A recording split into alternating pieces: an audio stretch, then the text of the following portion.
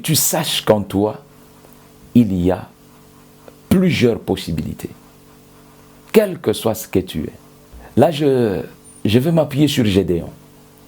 Quand vous lisez le livre de Juges au chapitre 6, vous y trouvez un récit merveilleux, mais contradictoire. Gédéon, quand le Seigneur le rencontre, il l'appelle plutôt vaillant héros, mais Gédéon ne l'accepte pas et il le lui démontre clairement. Il commence par lui montrer que sa famille est la plus petite et que lui-même est le plus petit.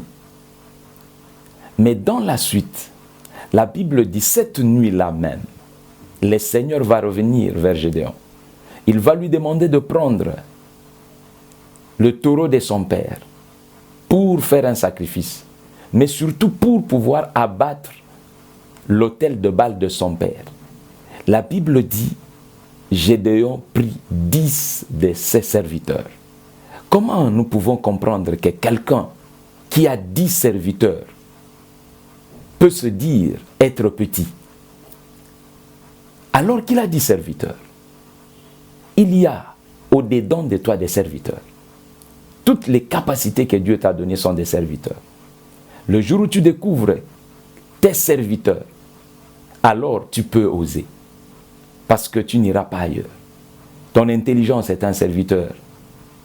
La force que Dieu t'a donnée est un serviteur. Jeune fille, jeune femme, la beauté que Dieu t'a donnée est un serviteur. L'éloquence que Dieu t'a donnée est un serviteur. Toutes les habiletés que nous pouvons avoir sur le plan manuel, ainsi de suite, sont des serviteurs. Et donc nous possédons en nous plusieurs serviteurs. Quand nous prenons le temps d'analyser notre vie, nous pouvons découvrir des serviteurs qui vont nous accompagner vers les exploits. Je vais te donner une petite pensée. Tout ce que Dieu te demande et qui paraît inaccessible n'est que l'expression de ce que Dieu veut pour que tu puisses découvrir plutôt ce que tu ne connais pas de toi. Tout ce que Dieu te demande, qui paraît inaccessible, est simplement une façon pour lui de te faire entrer dans ce que tu ne connais pas de toi, afin que tu te connaisses et que tu saches que tu es capable de beaucoup de choses.